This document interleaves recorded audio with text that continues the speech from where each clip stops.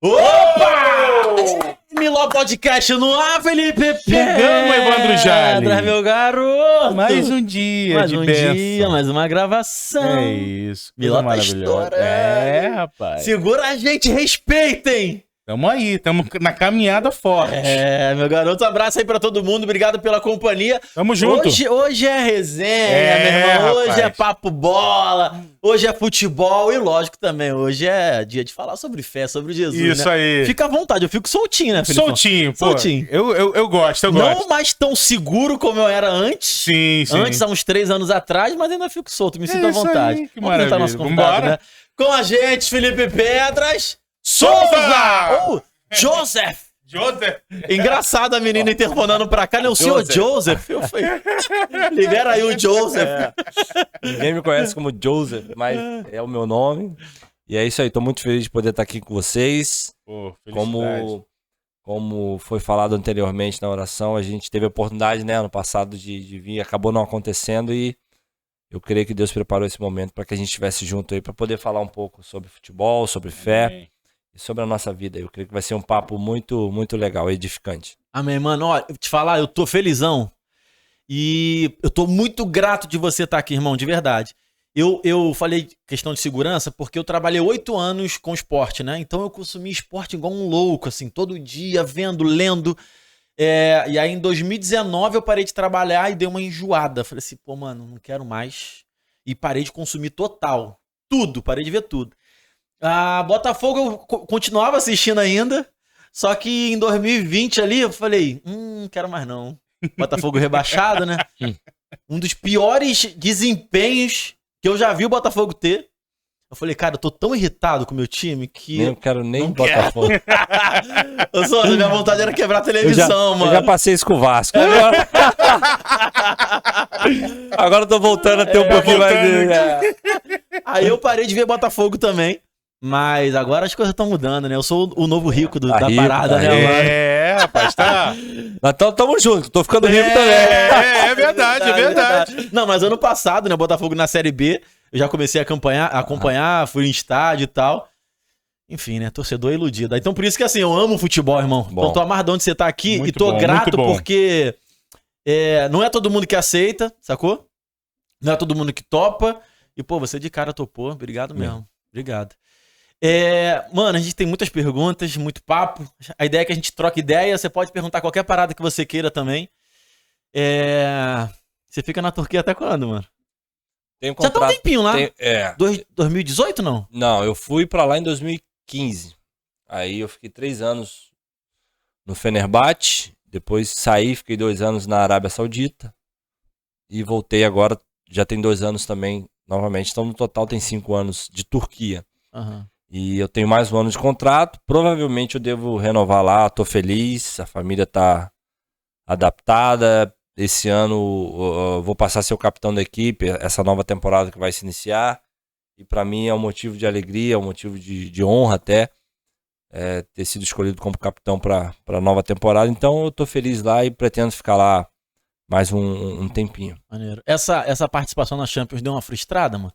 Eu vi 2 jogos teus lá. Deu um pouco, né? Porque a gente tinha uma equipe qualificada, mas que acabou não surtindo efeito dentro de campo, né? Os nomes não vingaram, não deram muito certo. E isso acabou frustrando um pouco até pro campeonato. A gente depois tentou voltar pro campeonato, a confiança já estava um pouco abalada e acabou tendo uma temporada muito atípica daquilo que a gente esperava. Porque vindo do ano anterior com 3 títulos em um ano... a expectativa era muito alta e acabou sendo um pouco frustrante essa última temporada. Irado. Eu vi 2 jogos. Achei até que o time tava jogando bem, se movimentando e tal. Mas, enfim, Mas coisa o do futebol, resultado né? não veio. Futebol é dia, né? Tem dia que é noite. Comigo não, né? Toda vez que eu jogo, dia é dia. Noite é dia. Então vamos continuar com o profissional, né? Porque que tu nunca me viu. Esse mundo Vamos aí... começar pela vamos realidade. começar pela... É que tu nunca me viu jogar, mano. Vai dar trabalho, hein, só. Cara, Então, esse que cara dá tem trabalho. uma força de vontade tão grande. É Só na porque fala porque dele. enquanto eu puder contar a história, eu vou contando, entendeu? O dia que ele me ver jogar, vai falar assim, Aí ele vai era estar só acreditando história em tudo. mesmo, era só história. Eu joguei uma pelada uma vez com o Ailton que deu aquele come no Flamengo, Sim, do gol de barriga do Renato Gaúcho.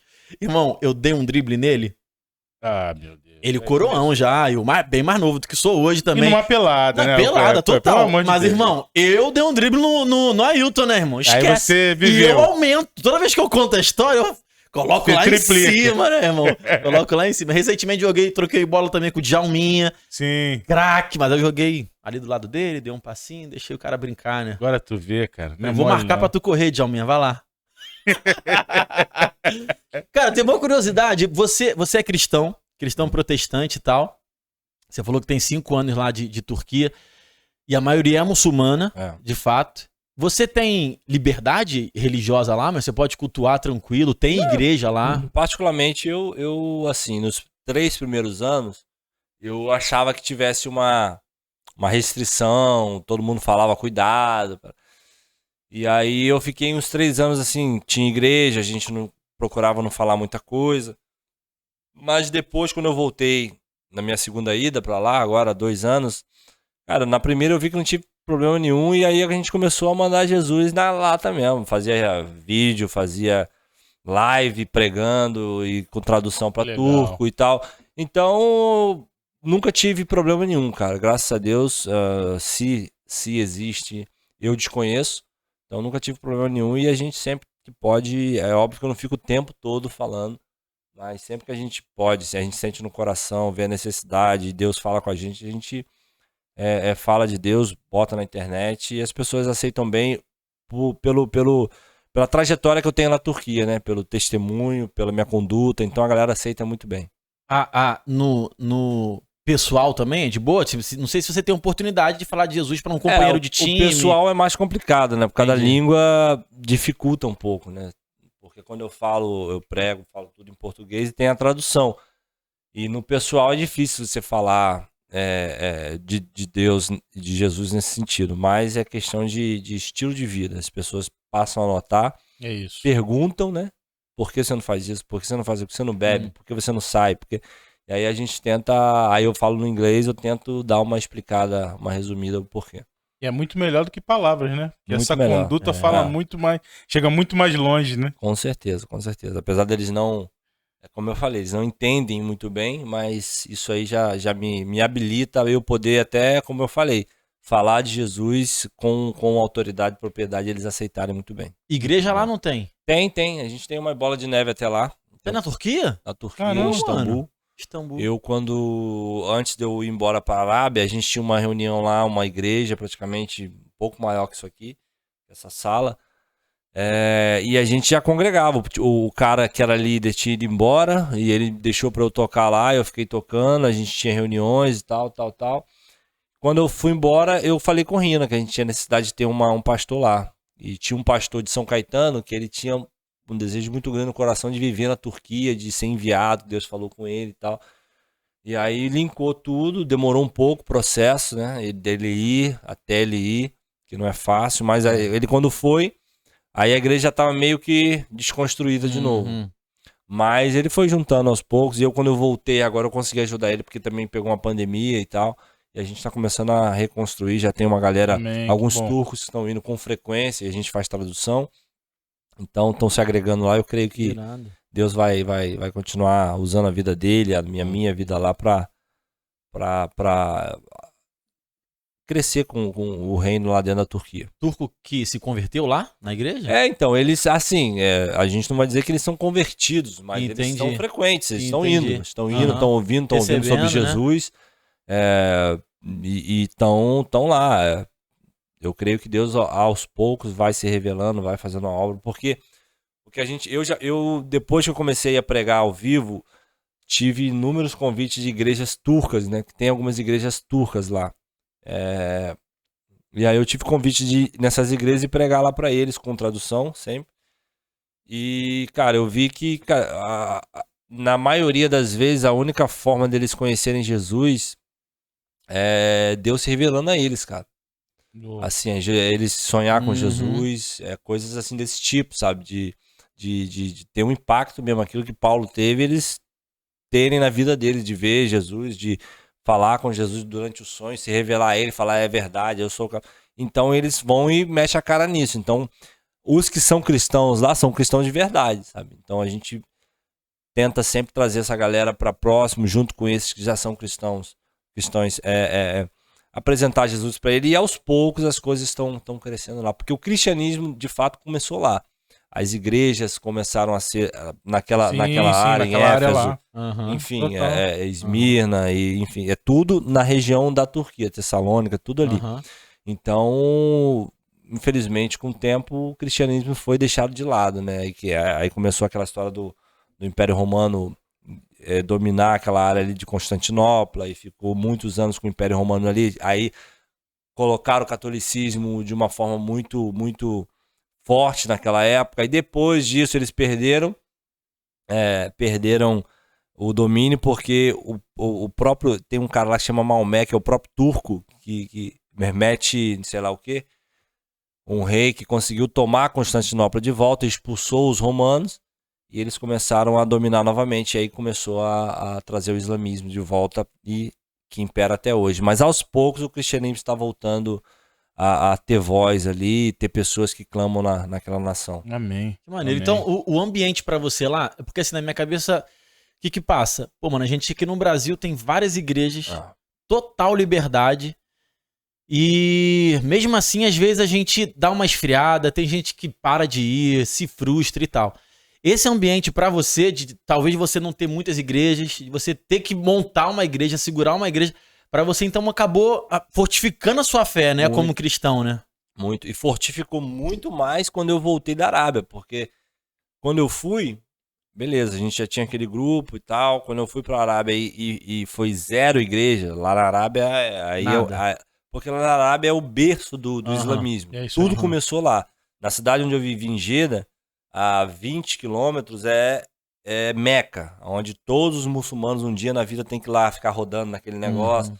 Então a atmosfera espiritual lá é muito pesada, não existe igreja. Lá sim existe uma perseguição caso alguém... Lá não pode. Não pode entrar a Bíblia assim. Entra a Bíblia sua. No celular. Se você quiser... Não. Se você quiser levar uma Bíblia sua, beleza. Mas se eles descobrirem que você tá levando Bíblias, quiser pregar para outras pessoas, aí fica muito feio a parada para você. Então lá eu não tive esse acesso à igreja, eu não tive. Quando eu voltei para a Turquia, aí que eu valorizei muito mais aquele pouco espaço que a gente tinha de comunhão, eu valorizei muito mais porque eu não tinha acesso nenhum lá na Arábia. Então realmente fortificou muito minha fé.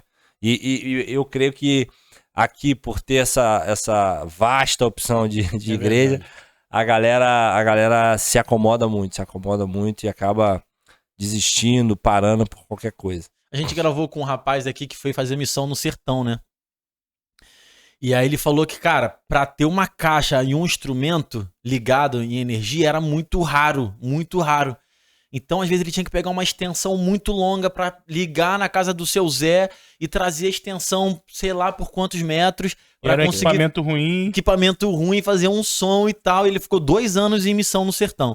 Aí falou que voltou pro Rio de Janeiro.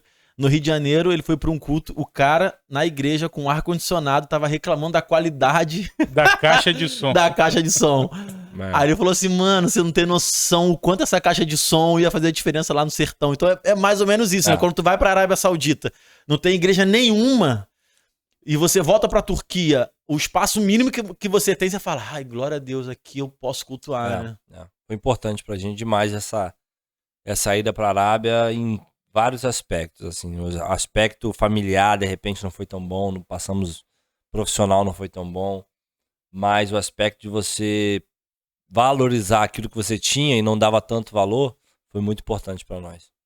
Nem na internet podia falar nada? Não, na Arábia, na época de Arábia? Mas você vai falar na internet para quem, né? Porque não tinha tradutor em árabe lá. Porque árabe, pra falar português é muito difícil. Agora, turco tá uma penca. Turco, depois que foi aquela novela pra lá, anos atrás, que foi gravada na Capadócia, Salve Jorge. Salve Jorge, sim. E aí começou a ir uma porção de brasileiro pra fazer turismo na Turquia. Sim. Então a galera turca começou a se especializar em aprender português. Eles têm uma facilidade, mas nem se compara com a nossa, de aprender, sabe? Então tem muita gente lá que fala português. E aí era muito mais fácil para mim encontrar pessoas. Na Arábia, não. Se fosse falar lá, não ia ter muito para quem falar no sentido dos árabes, né? Você ia Podia falar até falar pra brasileiro, né? Sim, sim. O brasileiro já tá cheio de gente falando. Saquei. Acaba que a tua audiência maior é mais do país onde você Do tá, país né? onde eu Hoje tô. é a E Turquia é também novamente. um alvo que ele quer alcançar. né? Que irado, mano. Que irado. Eu fico só imaginando a loucura, irmão. Você imagina, Felipão? Poxa, viver assim essa vida de devoção, porque é uma devoção também. É uma escolha viver isso, né? E ser relevante do jeito que ele tá sendo. Imagina, conversar com o apóstolo Rina, né? Aham. Pra falar sobre levar uma outra pessoa. Aí você vê a importância de você servir a Deus e ser relevante no reino. De você movimentar aquilo que você acredita para outras pessoas. Que bonito, Souza. Parabéns, maneiro. parabéns. E tu é convertido desde sempre, mano? Desde sempre. Desde Família que eu me cristã? entendo por gente, minha mãe me levava pra igreja. Né? É Minha mesmo? mãe e meu pai são separados desde 1 ano. E minha mãe conheceu Jesus até, eu acho, nessa época aí, separação do meu pai e tal, no meu nascimento, que ela quase morreu na época que ela falou, e aí a partir de então ela começou a conhecer Jesus. No parto ela teve muitas complicações. E quando eu cresci, já era maior de idade, entendia as coisas, desde criança até, entendia algumas coisas, eu já ia pra igreja com ela me levava forçada lá mesmo, muitas vezes eu não queria ir, mesmo criança, ela É isso aí. me levava, e eu agradeço muito a ela por isso. tudo isso hoje, porque eu acho que os princípios que eu peguei na minha infância, na minha adolescência, eu abdiquei um pouco, eu esqueci um pouco, eu queria viver um pouco, sair, fazer aquelas coisas, mas quando a palavra fala, né, que os pais devem ensinar o filho no caminho que ele deve andar, quando ele vai crescer, ele não vai se desviar dele, é Exatamente. nesse meio tempo. Eu cresci, apesar de eu ter experimentado coisas no mundo, eu sabia o que era verdade. E aí eu voltei para minha essência, para onde Muito eu não bonito. deveria ter saído. Então, agradeço muito a minha mãe por tudo isso e por ter crescido no evangelho, né, cara? Isso foi muito importante para mim. Esse Para quem eu sou hoje, na verdade. Amém. Esse momento no mundo foi curto, não? Cara, o momento do curso do mundo foi parcelado, foi várias vezes. Ficava firme uma época, daqui a pouco eu largava. Vem e vai, né? Largava, ficava no mundo, daqui a pouco eu voltava. Porque assim, cara, quem conhece... a palavra de Deus mesmo fala, cara. É melhor que você nem conheça, né? O reino. Porque se verdade. você conhecer, você não vai ter paz. Você vai ficar no mundo, beleza, mas aquilo vai te incomodar. Você vai estar lá, mas quando você botar a cabeça no teu travesseiro, você vai ficar pensando, cara, o que eu tô fazendo na minha vida? Então, essa Exatamente. era a minha constância. De viver o mundo, mas chegava em casa e eu falava, não, isso não é pra mim. Aí eu tentava me firmar e tal, e daqui a pouco ia de novo. Mas nesse ciclo, graças a Deus, uma das coisas que minha mãe me falava sempre é, eu não quero saber o que você faça. Então eu quero que todo domingo, eu já grande, todo domingo eu quero que você vá pra igreja.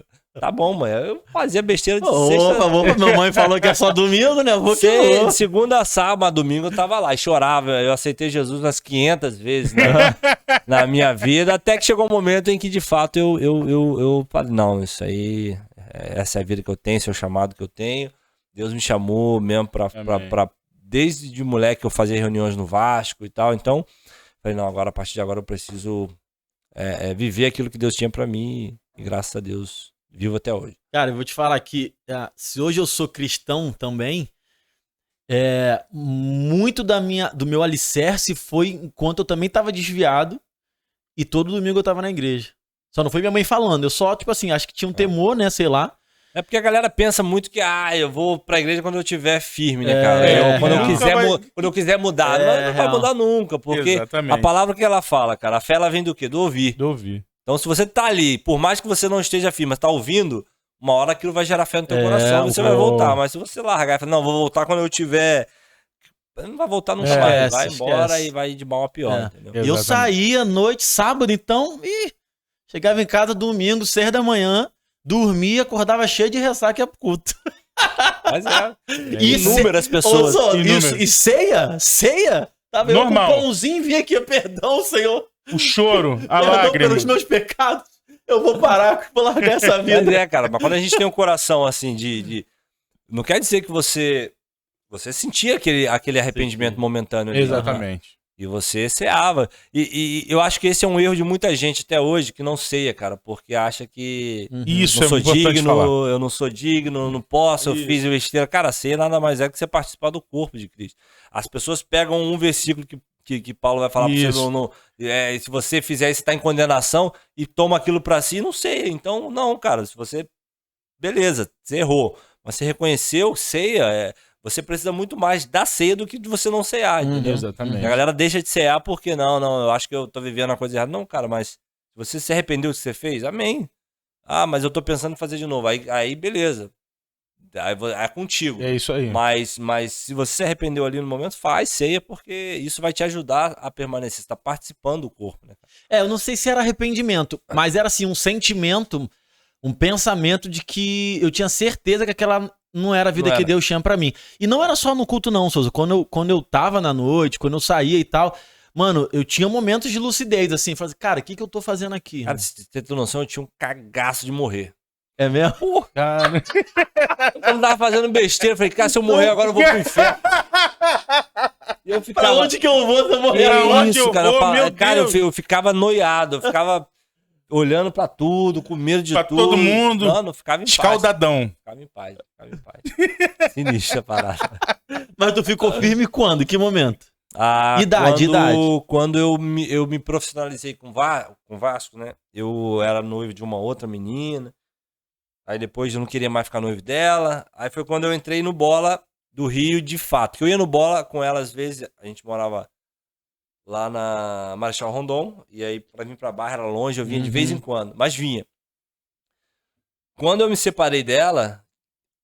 E nesse processo de separação, eu até conversei na época com o pastor Gilson, que era o pastor da Igreja da Barra. E aí a gente entrou no consenso de, cara, tu não gosta? Eu falei, não gosto, mas já tem data marcada para casamento do ano que vem já. E, como assim? Eu falei, eu não quero, o que eu faço? Eu falei, vamos orar. E tu vai lá conversar com os pais dela, vai lá falar com ele que agora você vai se dedicar ao Senhor, e se for da vontade de vocês vão ficar juntos, mas você vai lá. Eu falei, mas tem que ir lá falar. Dá pra dar uma ligada não, né? Não. Só uma mensagenzinha, porque... Não, você viveu lá na casa dele, você tem que ser homem suficiente pra ir lá conversar e tal. Então a gente orou e eu falei, continuo com o mesmo sentimento, cara. Não quero casar, não creio que ela seja a menina pra minha vida e, enfim. Fiz o que eu fiz e a partir dali eu me dediquei totalmente. Eu já tava no profissional do Vasco, a gente tava na época da Série B, 2009, e eu me dediquei totalmente ao Senhor, até que chegou um momento, depois de uns 6, 7 meses, cara, na igreja, onde eu conheci minha esposa. Mas esses 6, 7 meses, pra mim, era uma eternidade, cara. Eu imagino. No profissional do clube, você ouvindo, a história dos caras só fazendo besteira, que no futebol rola muito. E você ali em santidade, sem se misturar, sem ficar com ninguém, sem se masturbar. Cara, eu fazia uma parada muito louca. E chegou um momento que por 2 vezes eu fui conversar com o pastorzinho e falar, cara, eu tô gostando da menina X. Aí ele, sai fora. Como assim, cara? Sai fora, essa menina é menina pra você, espera em Deus. E ele me dava umas dicas assim, eu falei, não, mas pô, menina, não, sai fora. E vai se dedicar ao Senhor. E eu voltava, até que com o Dani, depois de 8, quase 7, 8 meses na igreja, ele falou, mas você acha que ela quer alguma coisa contigo? Porque a Dani, na época lá na igreja no Bola, cara, a galera chegava nela, não queria nada com ninguém. Ela tinha sido meio que os relacionamentos anteriores teriam sido muito ruim pra ela, não queria mais homem na vida dela. E ela se dedicava só ao Senhor, era do grupo de intercessão, eu não queria nada. Ela mesma falou que tinha uns 4, 5 pessoas na época, ia pedir pra orar, ela não queria e tal. E aí até que o pastor falou, você acha que ela vai querer alguma coisa contigo? Eu falei, não sei, eu já tô conversando com ela. Ela falou, a Dani é menina de Deus, a Dani... Tipo assim, tem os pais dela que tem condições, não vai querer ficar olhando pro teu dinheiro, nem sabe o que é futebol, nem se perguntar pra ela quem joga não sabe de nada, então a menina que não vai estar olhando o que você tem, até porque ela deve ter mais que você no momento. Então, cara, vê aí, conversa aí e tal, vai me falando. Aí foi a partir daí que eu comecei a conversar com ela e tal, e na igreja eu comecei a ficar firme nessa época, foi em 2009 pra 2010. Entendeu? Aí eu comecei, até que 2009, eu conheci em 2010, eu casei e levei ela pra Portugal, foi quando a gente começou a viagem aí pra... que até hoje a gente não voltou pro Rio, né? A gente jogou no Brasil, no Grêmio, jogou em São Paulo, mas viver no Rio como casado a gente nunca viveu, a gente sempre passou férias aqui no Rio. Que irado. Você tem lembranças de experiência com Deus, assim, nessa época da tua vida? de coisas específicas que você viveu com Deus e tal. Ah, cara. É porque eu não sou da bola dessa época, eu né? vivi... Mas diziam que o pastor Gilson era casca grossa, Meu, mano. Falava assim, ó. O Gilson, por mais que ele tenha vacilado, que todos nós estamos sujeitos, né, cara? Se a gente não vigiar, a palavra mesmo de Deus fala, você que tá de pé, vigie pra que não caia. Então, Isso aí. ele foi uma referência na minha vida que, cara, mudou meu patamar de fé com ele. Porque eu nunca fui... Aqui no Bola a gente tem aquela coisa de ser direcionado, né, cara? Ter uma liderança e você acreditar naquilo que o seu pastor fala, sabe? Nas direções. E eu nunca tive isso até entrar aqui. E aqui, cara, ele me dava algumas direções que eu achava meio loucura, sabe? E assim, vai e faz reunião lá no Vasco. Eu tinha 19, 18 anos, os caras tudo subindo profissional. Eu, não, chama geral no quarto, faz reunião, meu. Fala de Jesus, não sei o quê, não fica com vergonha não, Paraná. E eu falo, não, mas eu tenho vergonha. Não, que isso, vai lá e faz que vai. E eu começava a fazer. E isso era um exemplo, sabe, de coisas, de propósitos que eu fiz com direção dele, que ao meu ver, se eu não tivesse uma direção, uma liderança como ele naquela época, eu não teria tomado as atitudes que eu tomei. Eu era muito, assim, por mais que tivesse crescido no evangelho, a gente colocar certas coisas em prática, em colocar um pé onde você não tem certeza onde você vai pisar, eu nunca tinha feito muito isso. Eu sempre fui uma fé meio que racional. E com ele eu comecei a ter umas fé meio que irracional, assim. Não, bota o pé que Deus vai fazer. E comecei a viver coisas muito legais no clube, fora do clube, com a Dani. Dani, até a gente começar a namorar, ela deu uns 2 não, que no segundo eu chorei. Não, ela deve estar, agora acabou mesmo. Porque ela falou, não é de Deus, pai, sai fora, eu não quero e pau. E eu ia conversar com ele, ele espera, mano. Porque ele nem falava com a Dani essas coisas, mas ele espera que a Dani é mulher de Deus, cara. Ela tá te testando. Eu falei, que testando o quê, meu? Ela agora já falou que não quer mais. E não, fica em paz, cara. Ela é mulher de Deus. Tudo isso que ela tá fazendo é porque não é o momento, mas fica firme, tal. Continua buscando a Deus que as coisas vão acontecer. E, meu, e acontecia. Depois a Dani tinha repentinamente voltava a falar comigo. E aí eu falava, cara, pastor, ela voltou a falar comigo, tô te falando, tal. E não tinha nenhuma interferência, sabe? Ele mesmo nunca falava essas coisas com ela. Eu conversei com ela depois e era coisa mesmo de Deus. E ele sempre me dava essa parada de eu ficar em paz, buscar Deus e fazer as coisas que Deus ia fazer o resto. E então foi um cara na minha vida que eu, até depois de muitos anos, eu procurei ele, né? A gente conversou, enfim. E ele até hoje é uma pessoa que eu respeito muito. Muito, muito, muito, porque me ajudou muito na minha fé.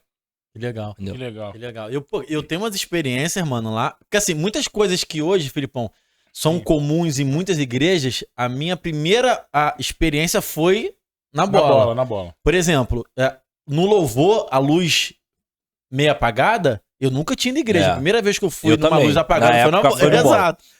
E aí eu fiquei amarradão na primeira vez que eu fui. Eu não fui porque, tipo assim, pensando em ficar em bola, mas eu fui lá ver o culto. Mas a gente tava orando, procurando alguma coisa, eu e minha esposa. Quando apagou a luz, eu falei, caraca, mano, que maneiro, porque, sei lá, em mim causou uma sensação muito mais íntima, assim, cara, não tem ninguém me olhando, né? Não tem ninguém me olhando, só que eu e Deus. Tua cara, exato, eu e Deus. É muito mais, realmente é muito mais confortável pra gente se quebrantar. Exatamente. Curti muito louvor, e aí tava tocando a música que eu lembro até hoje, era Deixa o Céu Descer, deve ter uns 7 anos, né, que eu acho que eu tenho de igreja. Tá ligado com esse louvor? Sim. Irmão, quando eles começaram a cantar lá que Deixa o Céu Descer, eu senti o céu baixinho, irmão. Eu fiquei assim, qual é, mano? Isso aqui é diferente. A atmosfera muda, né? A atmosfera. Aí eu saí do culto, eu e minha esposa, olhando pra minha esposa assim, ela, Wanda, acho que é aqui, hein? Eu falei, acho que é aqui também. E aí, irmão, confirmação total. E teve uma vez uma experiência, irmão, Dan Duque pregando. Souza, eu tava ali, e aí eu tive uma visão assim, mano. Sabe quando a gente vê o globo terrestre? Geralmente tem filme, quando tem um apagão, que você vê muito de longe as luzes apagando. Se apagando. Exato. Então eu tive essa visão das luzes apagando assim, mano. E meio que a luz onde tava a igreja ficou acesa. Eu falei, caraca, mano, que parada é essa? Aí eu comecei a orar, profetizar, orar. E aí as luzes começaram a acender de novo, mano. Caraca, até me arrepio, você tá maluco. Não era o que Deus me entregou ali não era sobre bola de neve, era sobre a igreja de Cristo, sacou? Ser luz, né? Exato. Tipo assim, mano, o mundo tá apagando, o mundo tá virando trevas, mas enquanto a igreja permanecer de pé e orar e profetizar, a luz do Senhor vai tomar conta de todo o planeta. Caraca, irmão, e eu não sou o tipo de cristão que tem essas experiências espirituais, não. Então quando acontece comigo é assim, qual é? Marca, né? Que isso, mano? Que é isso que aconteceu? Pelo amor de Deus. Pelo amor de Deus, me segura! E aí acabou o culto, eu não queria falar com ninguém, irmão. Quando Jesus fala muito comigo, eu não quero falar com ninguém. Eu saio quieto, emburrado, entro no meu carro, vou embora, só falo com a minha esposa no dia seguinte. Que eu fico ali, ó, matutando. Bem, E essas experiências que vão nos moldando, né, com cara? certeza. Que vai nos direcionando. Eu agora, primeira vez que eu fui no culto de quinta-feira passada na Igreja Nova, né? Que o pastor já tinha me levado ano passado, quando eu tava aqui, ele me levou tava quase pronta, mas inaugurou só depois que eu fui embora. Fui embora em julho, inaugurou só depois. E eu fiquei muito feliz, cara, de ver o templo novo, sabe? Saber que Deus tá alargando as estacas ali, as coisas estão crescendo e eu creio que o Bola vai ter muita influência ainda aqui no Rio e a gente fazer parte disso é muito legal. Amém. Muito bom. Cara, te perguntar, ser jogador de futebol pra mim é uma parada muito maluca, mano. Eu, quando eu tava fazendo faculdade de jornalismo, no meu segundo período eu fiz uma matéria falando sobre o salário de jogador de futebol.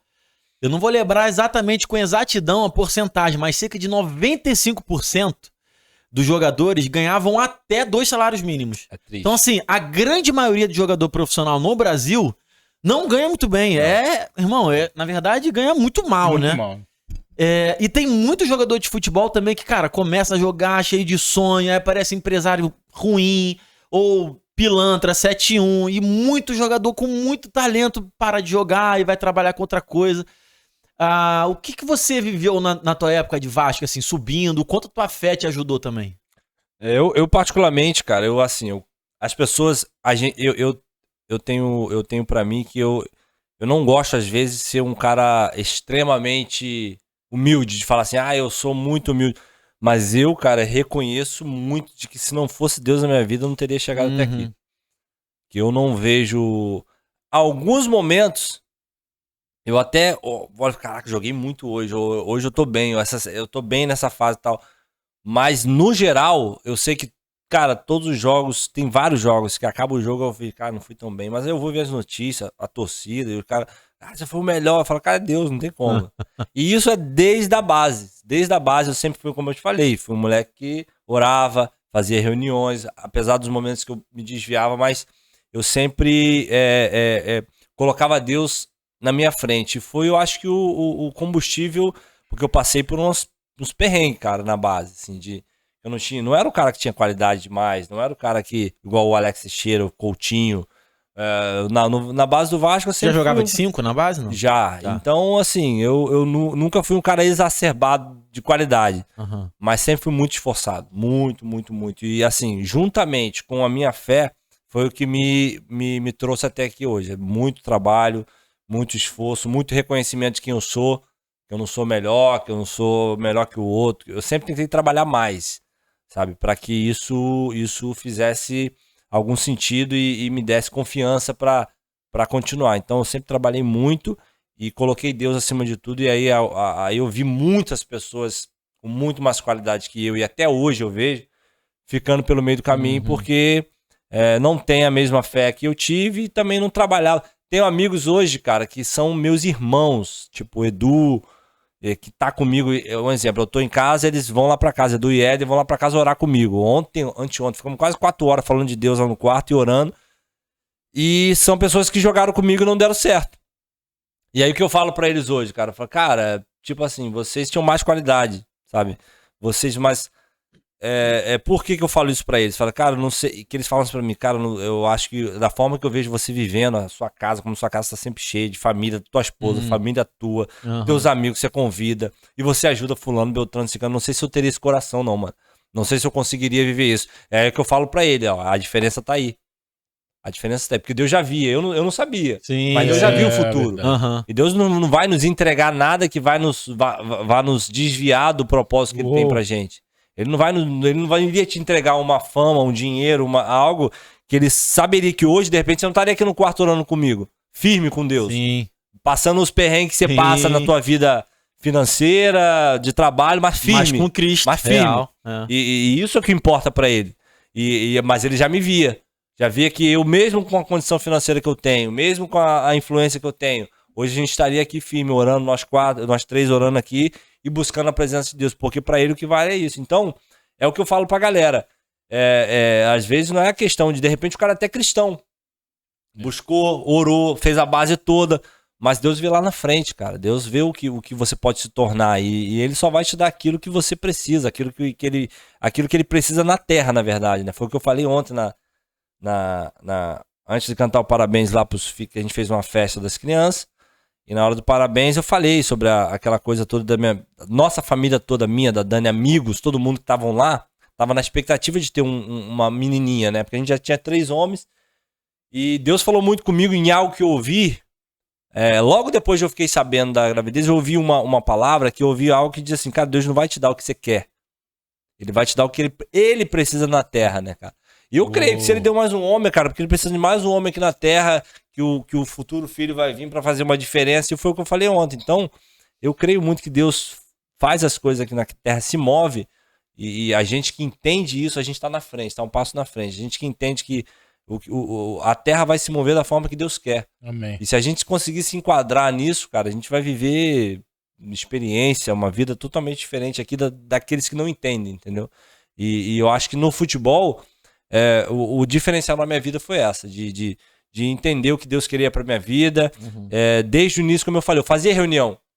Eu sei que o propósito de Deus pra minha vida é reunir pessoas. É isso. Reunir pessoas e falar do amor dele. Reunir pessoas. E desde moleque, eu faço isso. Então, Deus já via que cara, esse menino vai. E não quer dizer que nesse meio do caminho eu tenha. Desde lá da época que eu entendi isso até hoje, eu não tenha vacilado. Inúmeras vezes vacilei. Inúmeras vezes caí. Inúmeras vezes no meu casamento vacilei pra caramba. Só que, cara, reconhecer e deixar de fazer. Reconhecer e deixar de fazer. E aí, fui trilhando. E graças a Deus hoje, cara, a gente tem uma família abençoada. As pessoas me olham como referência. E eu fico muito feliz por isso, porque eu vejo que Deus tem até hoje trilhado os meus caminhos. Cara, e eu concordo muito com o que você falou, assim, de que Deus se importa primeiro com a eternidade, né? Tem até uma passagem em Lucas, acho que é Lucas 5. Passagem bem famosa, dos 4 amigos que levam o coxo pra descer pelo telhado. Tá ligado? Sim.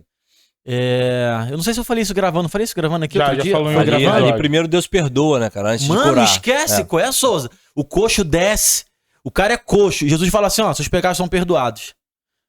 Meu irmão, o cara é coxo, o cara não anda, o cara tá doente. E Jesus fala, tá perdoado seus pecados? Ou seja, assim, mano, não interessa o teu estado físico, não interessa a tua saúde, não interessa se tu é jogador. E você vai notar nessa passagem que ele, pelo meu entendimento, que também tem muitas interpretações, mas ele só cura por causa dos fariseus que estavam ali. Sim, exatamente. Que ele mesmo fala, ó, mas porque vocês, tipo...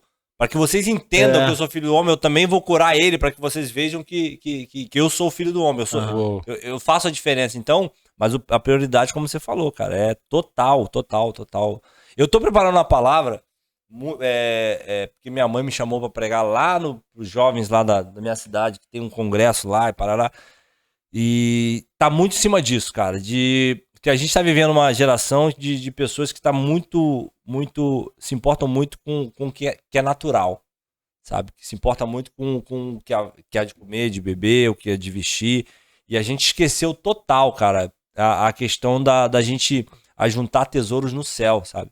Eu tava... E por que eu senti no coração de fazer uma palavra dessa? Porque eu vi uma pregação do Luciano Subirá, cara, que aquilo mexeu muito comigo. Dele falando sobre Paulo... Eu acho que é Atos 20, que Paulo vai mandar uma carta, se eu não me engano, se fosse... eu não sei exatamente para quem, mas que ele chega um certo momento que ele vai falar, cara, a partir de hoje, eu vivi tudo que eu vivi com vocês, mas a partir de hoje, só tem uma coisa que o Espírito Santo de Deus confirma no meu coração, é que a partir de hoje, para onde eu for, seja Jerusalém, qualquer outro lugar, eu só vou ter perseguição, açoitamentos, prisão. Mas eu ainda, mesmo assim, eu vou. Então, cara, o que ele tava falando pra nós? Cara, independente ele sabia, Deus tinha revelado pra ele o que ele ia viver. E ele falou, não, quero viver, mas eu quero viver isso, eu vou viver isso. Porque era aquilo que Deus tinha preparado pra ele. E a gente tá vivendo o evangelho, cara, que a gente não quer sofrer. Real, Souza. Entendeu? E aí a gente não vivia o evangelho. Porque se a gente for ver dos discípulos, somente um, se eu não me engano, teve morte morrida, que a gente diz. O resto todo foi complicado, passou por inúmeras prisões, açoitamentos, enfim, tiveram mortes por decapitação, por cruz. E a gente quer viver o evangelho em que a gente não quer sofrer. Se a gente sofre isso aqui, a gente já tá... Ai, meu Deus, que isso e tal. E eu, graças a Deus, como eu falei, cara, a gente vai amadurecendo, a gente vai entendendo que os sofrimentos, que tudo vai fazer parte do nosso processo. Vai fazer parte de que a gente precisa crescer. E se mesmo assim Deus não fizer nada, como ele não fez inúmeras vezes lá atrás, a gente vai ter um galardão no céu. Porque em Hebreus, lá nos heróis da fé, você vai ver que os heróis da fé, ele vai enumerar inúmeros heróis da fé, né? E ele vai chegar em um momento que vai falar sobre Daniel, sobre os Sadraque, Mesaque, Abednego, que passaram pela fornalha. E eles tiveram a sua fé em vida aprovada, no sentido de que eles usaram a sua fé em vida e Deus livrou eles da fornalha. Mas tem outros, logo depois, que diz, mas existem outros que preferiram não usar a sua fé em vida para ter uma ressurreição superior. Quer dizer, eles preferiram sofrer em vida, falam, não, eu não quero usar, como Daniel. Ele usou a fé dele e foi liberto das covas dos leões. O Sadraque, Mesaque, com certeza eles oraram a Deus naquele momento, pedindo livramento, porque eles não queriam sofrer. E Deus atendeu. Mas existem pessoas como Estevão, que enquanto estava sendo apedrejado, em momento nenhum falou, cara, Deus me livra disso. Não só falou, perdoa, não lhes impute esse pecado. É bizarro. E aí a palavra de Deus vai dizer que Deus, Jesus Cristo, ele se levanta, cara, do trono. E a gente sempre que vai ver Jesus Cristo, a gente vai ver Jesus Cristo como assentado à direita do Pai. Jesus Cristo assentado à direita.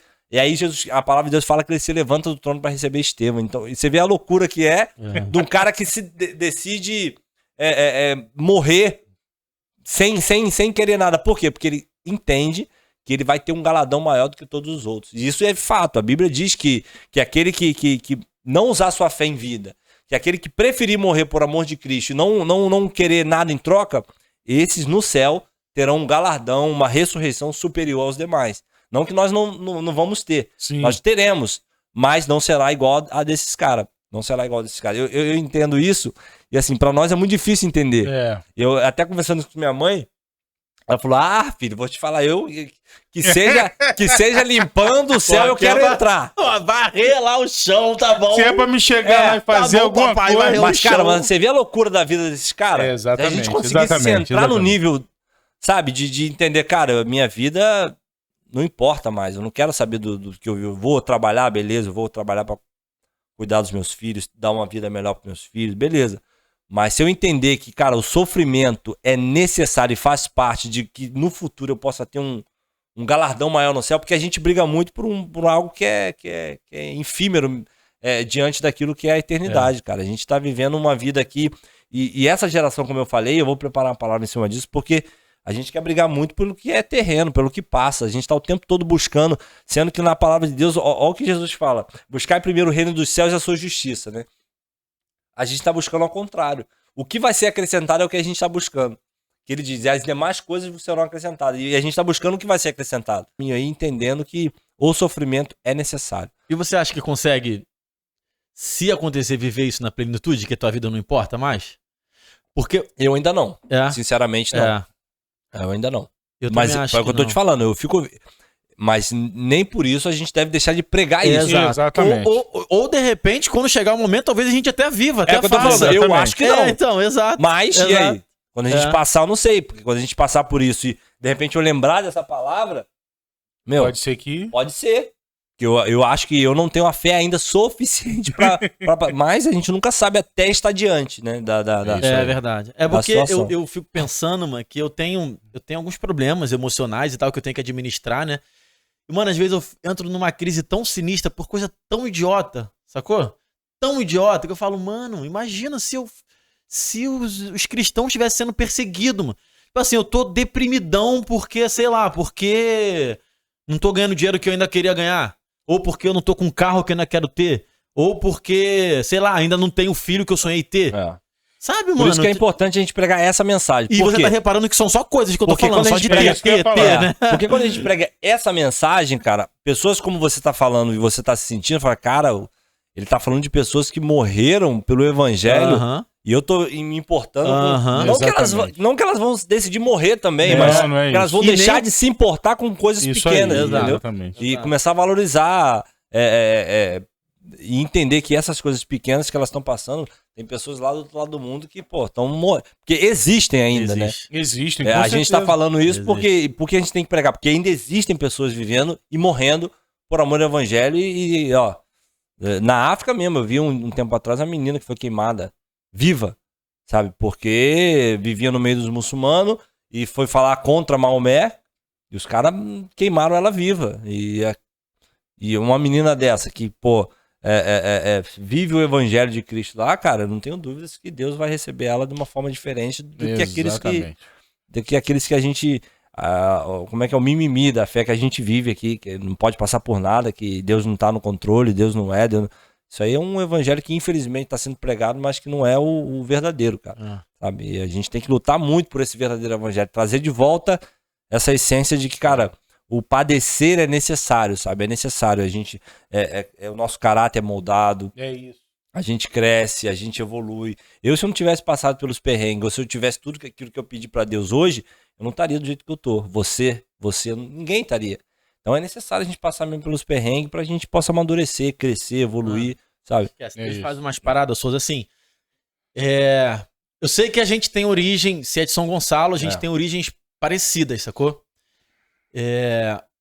Mas, mano, quando eu olho pra trás, eu teria muitos cenários diferentes do que eu tô vivendo hoje aqui contigo. Porque olha só, hoje eu tô numa sala com ar-condicionado, conversando com um jogador de seleção brasileira, de Europa. Souza, isso pra mim era muito distante, mano. Isso era muito distante, mas era muito distante. Imagino que pra você também, talvez, Sim. em São Gonçalo, ser um jogador europeu, vestir a camisa da seleção brasileira fosse algo tão distante. Muito distante, mas eu às vezes fico numas crises e tal, mas graças a Deus eu sempre consigo olhar e ver de onde Deus me tirou, sacou? Amém. De dias que, mano, só tem arroz e feijão pra comer, Vandrão. Come aí, irmão. Sacou? De uma realidade muito difícil. Então, cara, eu fico felizão, assim. Tu também, né, Felipão? Também. Total. Nós temos origens parecidas, né? Complicado. Não, e ele me falando, eu fui viajando naquilo que ele tá falando ali. Dessa mensagem é forte demais, né? Porque jovens de hoje em dia, eles estão querendo o prazer momentâneo, né? E quando você busca o prazer, você fica insaciável. Você vai querer sempre aquilo, sempre. E nunca vai se saciar. Eu acho que a grande pregação do evangelho, ela não tem que ser para saciar a sua vontade, saciar o seu desejo, saciar aquilo que você quer alcançar para você mesmo. Mas entender que você tem um lugar eterno para ir, você tem alguém que te ama, assim como você é, com seus defeitos. Isso. E ter uma caminhada de propósito, né? E não apenas de saciar a si mesmo. Isso dos prazeres aí é muito legal. Realmente, quanto mais prazer você tem, cara, mais você quer ter, né? Por isso que as pessoas não conseguem nunca estar felizes. Porque quanto mais elas adquirem, mais elas querem adquirir, mais elas isso querem... em tudo, no dinheiro, no sexo. Tudo. Você vai querendo Você nunca sempre tá satisfeito. mais. Por isso... A gente estava conversando ontem, na gravação de ontem, né? Eu fui muito ministrado a respeito da minha saúde, do meu tamanho, da obesidade que eu tô enfrentando hoje. E antigamente, para mim, me doía. Mas só que o confronto que veio ontem veio falando assim, é um tipo de prazer que você tá fazendo. Você tá atrás de um prazer, compensando uma coisa na outra. Então a gente tem que renovar sempre a nossa mente na palavra. Entender que o propósito é muito maior do que o seu querer, o seu prazer, aquilo que você busca, né?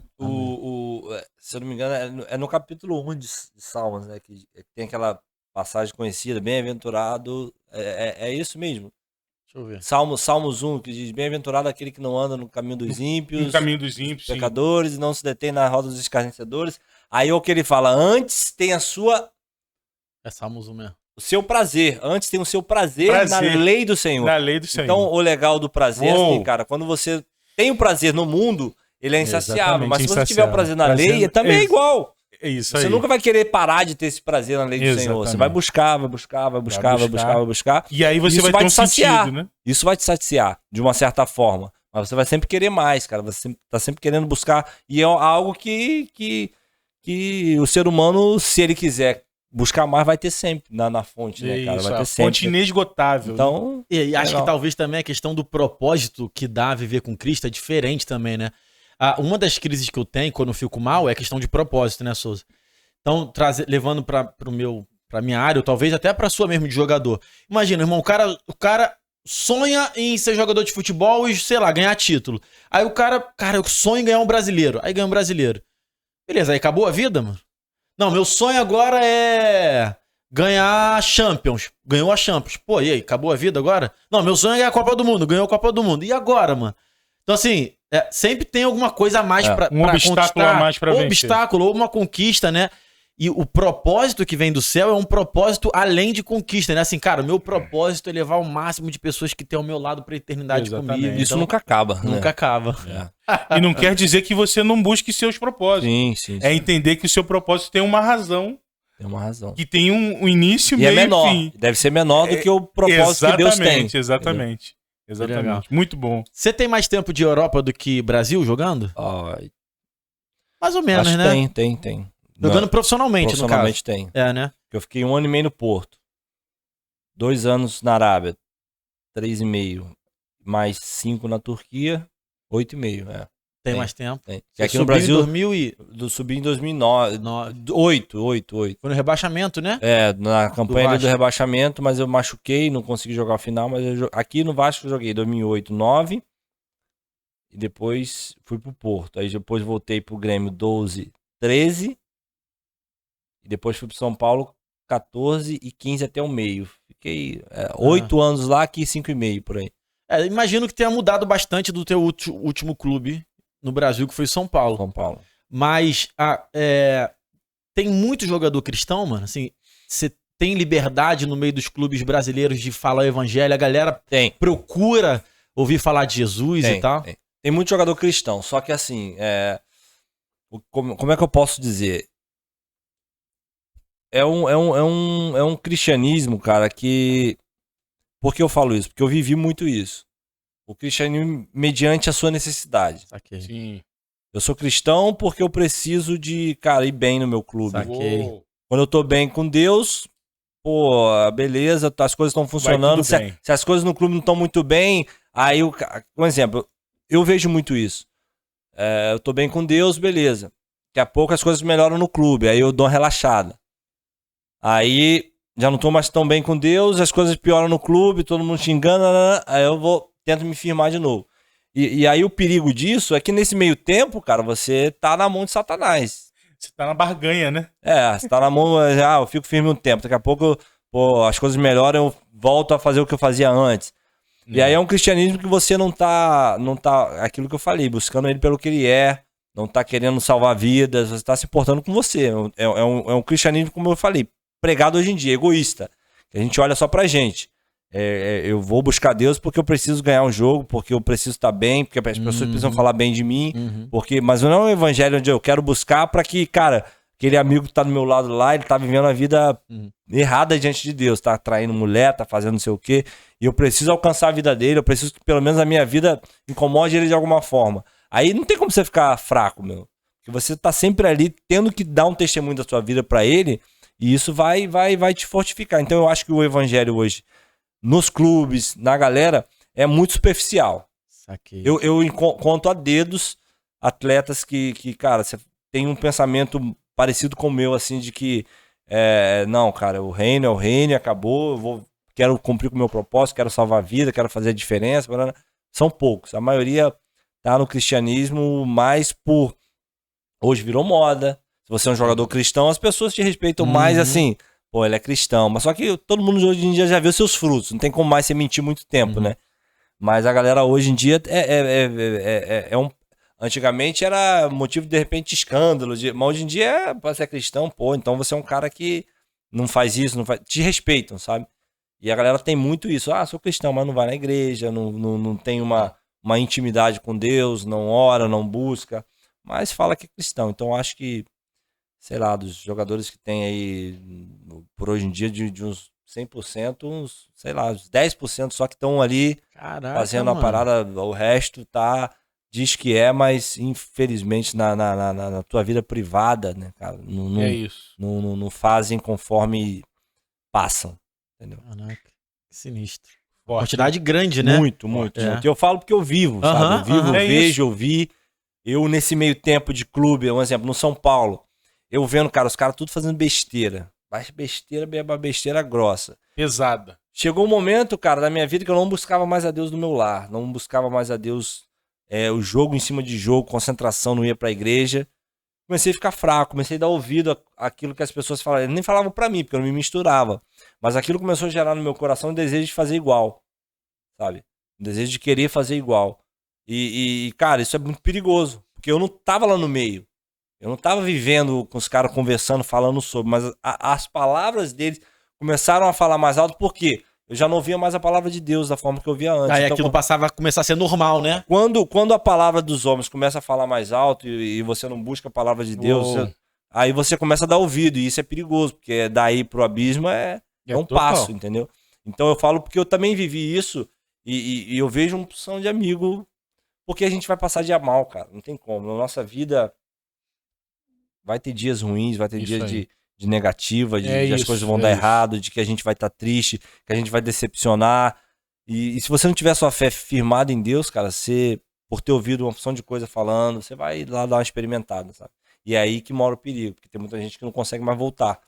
Muita gente que já não se arrepende mais, tem muita gente que perde família, tem muita gente Total. que é um poço sem fim. Engraçado, porque ali na Batista Atitude Aham. tem um culto por mês lá que é culto dos atletas. Então vão alguns atletas lá. Quem pregou a última vez foi o Lúcio Flávio, treinador do Botafogo, ex-jogador do O Botafogo. Lúcio Flávio, cara, pelo que eu conheço dele, é um homem de Deus, cara. É. Como eu te falei, tem poucos, assim, Aham. mas o Lúcio Flávio, o Ricardo Oliveira, enfim, tem pessoas que você olha assim, o Rafael, que agora tá no gol do Cruzeiro, cara, é um homem de Aham. Deus. Eu tive com ele na seleção brasileira, quando eu fui convocado, ele tava também. Jefferson, são pessoas assim que temem, sabe, a Deus. E tem poucos, mas tem pessoas Tem, que né? você consegue enxergar ainda. É. Mas aí antes do Lúcio Flávio, quem levou a palavra lá foi o Arley, que é lutador de MMA. E a pregação dele O foi Arley lá do do Bola, é? que agora ela tá na igreja aqui da Fernanda Brum. Qual o nome? Não sei o nome. Ipan. Ipan, e tá na igreja da Fernanda Brum. Mas ele foi lá, aí eu que fiz a ponte, né? Acabei que eu fui também lá com ele. Ele pregou justamente sobre isso. Tipo assim, irmão, eu quando surgi, entrei no UFC, eu era candidato a cinturão. Sacou? Eu ia ser o futuro campeão da minha categoria. Hoje eu ainda não sou campeão. Mas, irmão, continuo firme na presença do Senhor. Porque eu não vou ser. Não vou fazer de Deus uma barganha pra ele me fazer ser campeão do UFC, não, cara. Eu vou servir o Senhor independente do que ele fizer na minha carreira profissional. Uou. Mano, ele fez, Forte. ele fez um apelo lá, mano. Um monte de garoto da base, sabe? Um monte de jogador da base, do Vasco, do Flamengo, foi lá na frente. Falei, cara, glória Mas a Deus. isso que é irado. legal, porque assim. Que a gente tem que sempre olhar pro que a gente já tem, cara. Imagina É ele. isso. Quantos meninos queriam estar no lugar dele? Uhum. E aí, pô, você vai falar, pô, eu não tenho título. Beleza, mas olha onde você chegou. Ó, olha o que você tem. É. É Aí isso você vai ligar pro título, tipo. Beleza, a gente sempre tem que almejar, buscar, querer. Mas se não vier, cara, e amém. E olha o que você tem. Igual eu falei pra Dani no dia que a gente. Conversei muito com ela, que ela mais do que eu queria muito a menina. E pela fé comprou roupa, sabe? Não, muita fé. E aí eu conversei com ela e falei, cara, olha o que a gente tem. 4 filhos. 4 pessoas que não têm meninos. filho. É pessoas que não verdade, têm mano. condições de ter filho. É pessoas verdade. que, cara, têm filhos, mas têm filhos com problema. Olha o que a gente tem, cara. E aí você consegue abrir a mente, sabe? Das pessoas nesse sentido. Meu, eu não tenho o título que eu queria ainda, mas olha onde eu cheguei. Olha as pessoas que eu consigo ajudar, olha o que eu construí. Isso. Então, isso que importa, a gente olhar pro que a gente tem, sabe? Porque aí é muito mais fácil a gente continuar firme com Deus, olhando sempre pelo que a gente tem e não olhando para aquilo que a gente não tem ainda, sabe? Que aí sim você começa a falar, caraca, eu não tenho isso, não tenho aquilo. Aí vai gerando no teu coração um pouco de desânimo, de frustração. Ao invés de você olhar pro que você tem e falar, cara, tem tudo isso. Aí isso gera mais confiança, sabe? Olha o que Deus me deu.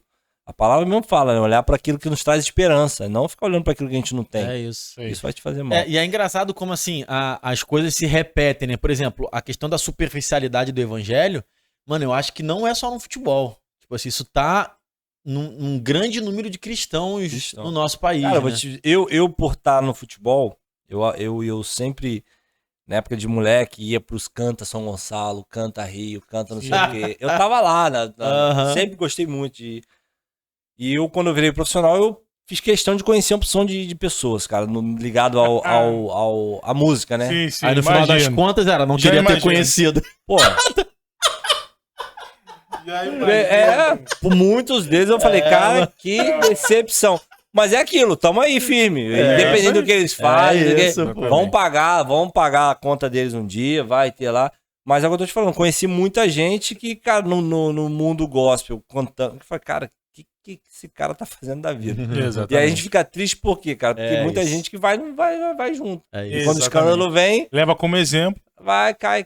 Eu não vou citar o nome, tem um cara, um atleta do Flamengo, que tá passando por uma situação aí, passou no casamento, paraná. E aí a desculpa do cara é, tipo assim, me decepcionei muito com essa vida dos cantores e não sei o quê, e paraná, me decepcionei muito com a igreja. E fica nessa onda de me decepcionei muito. Pô, agora eu não tô tão firme porque eu me decepcionei. Falei, eu fui bem sincero, sabe? De falar, cara, você não tá firme que você me decepciona, porque você não consegue viver. Sabe? Você não consegue. Uhum. Não consegue abrir mão das coisas. Uhum. Você abre por um tempo, mas você não consegue. Aí você fala, beleza, eu tô vivendo. E quando a gente. Isso é perigo porque a gente tá sempre usando desculpa. Falando de tal, não fica firme, a igreja tá uma bagunça, eu não vou pra igreja. O mundo gosta, assim, eu não vou nem ouvir louvor. Pô, calma aí, pô. Você não tá firme porque você não consegue ficar firme. A palavra é apesar da pessoa que tá sendo pregada. Sabe? E aí você não consegue ficar firme, você fica usando desculpa. Então, irmão, eu não concordo. Eu falei, não concordo com essa palavra de que, não tô firme por causa disso. Você não tá firme porque você não consegue. É Ponto. isso aí. Quando você tomar a vergonha na cara e querer ficar firme, você vai ficar. E aí você vai ter que, mas pra isso você vai ter que abrir mão de opção de coisa. Que bom ele tem você pra você falar uma verdade dessa. Não, meu amigo. E isso daí não é qualquer amigo, não. É verdade, exatamente. Mano, é verdade. Inclusive ele procurou pastor, falar. Eu acho que ele queria ouvir uma opção de coisas, dizendo, não, mesmo, fica na tua casa, busca Deus de lá e não sei o que, sabe? Que a galera tá querendo isso, buscando pessoas pra ouvir aquilo que elas querem ouvir. É isso, Ih, rapaz. é isso. Mano, uma vez um casal Muito forte. que eu cuidava da vida dele e ele tava querendo separar da esposa, né? Aí eu cheguei pra ele, Souza, a primeira coisa que eu falei pra ele assim, mano, vamos trocar uma ideia, mas de cara eu vou te falar um negócio. Só não me venha com o discurso de que Deus quer te ver feliz, não quer te ver infeliz e por isso que tu vai se separar, que isso é uma mentira do diabo. Meu Irmão, Deus! ele abriu um olhão assim, ó. Falou, qual é, Evandro? Aí eu falei, irmão, isso é mentira do diabo. Deus quer ver teu casamento restaurado e você feliz com a tua mulher, mano. É fogo, né? A galera tá. E é o que eu tô te falando, cara. Você falar isso pra ele vai atrás de alguém que, se ele não quiser mudança, ele vai atrás de alguém que vai falar aquilo que ele quer ouvir. Exatamente. Até ele ter um respaldo, porque o problema do cristianismo esse é hoje, cara. O cara tá dentro da igreja, quer ficar dentro da igreja, e aí por isso eu sou cristão, então eu quero ter um respaldo de alguém cristão pra fazer o que eu quero fazer. Exatamente. E aí ele vai buscar outra pessoa. Até buscar um louco aí que também não tá firme igual ele, vai falar, vai, não tá feliz. Tranquilão, vai não lá, tá feliz, vai. Deus te quer feliz. Deus quer te feliz. Quer te ver sua feliz. esposa também, ele quer ver ela feliz, então, se vocês não estão bem, se separa mesmo. É isso aí. Souza, a gente aqui, quando a gente recebe cantor, por exemplo, a gente tem uma pegada de não falar nada de música. Assim, mano, não quero falar de música não, que geral fala. Mas às vezes a galera dá uma cobrada, fala assim, qual é? Devia ter perguntado um pouquinho. Aí hoje eu queria fazer um momento futebol com perguntas clichês. Perguntas que todo mundo já deve ter ouvido várias vezes. Mas vou fazer pra ter registrado aqui no Mila Podcast. Beleza? Beleza. Primeira pergunta clichê. Irmão, clássico na Turquia é diferente do clássico do futebol brasileiro? Eu acho que é um pouco. É um pouco diferente, porque lá eles... Na temperatura da torcida? Temperatura da torcida, a semana do clássico. Porque aqui, vamos usar como exemplo o Rio, pode usar São Paulo também. São Paulo tem 4 grandes. Mas tu jogou Grenal, né? O Grenal é também uma parada meia parte. Grenal parece um pouco lá, porque lá, cara, é futebol de manhã, à tarde, à noite. As pessoas só consomem futebol. Você vai ver programa de TV que começa a tal hora, termina a hora X e é isso rodando o tempo todo. Então, você tem noção, nos programas de TV da Bem Sport, que comprou o futebol turco, fica contando ali, quando é semana de clássico, começa ali, ó, Beşiktaş e Galatasaray, Beşiktaş e Fener. Então, fica ali no canto da tela, 7 dias, tantas horas, aí fica rodando. Caramba! 6 dias, é nesse nível. Aí você vai na rua, a gente tem que ganhar, você anda, e é nesse nível. Então você vive fora do campo. Entendi. Uma parada diferente do que aqui, o exemplo. Por mais que você tenha jogadores, vamos usar o exemplo Flamengo, que hoje é o time do momento, o Rio. Se você tem um cara que vai no shopping, os caras às vezes dão uma respeitada. Olha lá, fulano de tal, olha lá, não sei o que, mas olha e passa. Lá não, cara. Os caras têm que parar, falar contigo, tirar foto, te dar beijo, se você for do time, ou te zoar se você for do rival, ou falar que você vai perder, você vai... Então você vive isso durante a semana diferentemente. Eu nem gosto de sair muito lá em época de clássico. Treino, casa, treino. Aí ganhou, pô, vai no shopping, vai não sei o quê. Porque é diferente. Aí chega no estádio, a atmosfera também, irmão, é diferente. Aqui eles não tem negócio de tacar moeda lá, eles tacam tudo. Moeda, isqueiro, celular, Caramba! Os times tomam umas punições, eles não estão nem aí. Eles pega, taca tudo e pega na cabeça de um, abre, Meu Deus. Você vai bater escanteio, os caras, a polícia tem que ficar com... Eu não bato escanteio, só vou pra área, pra mim é tranquilo. Os caras que batem escanteio, no caso do adversário, é a polícia tentando proteger aqui. Aí eles começam a atacar coisa, o cara sai, fica uns 2 minutos.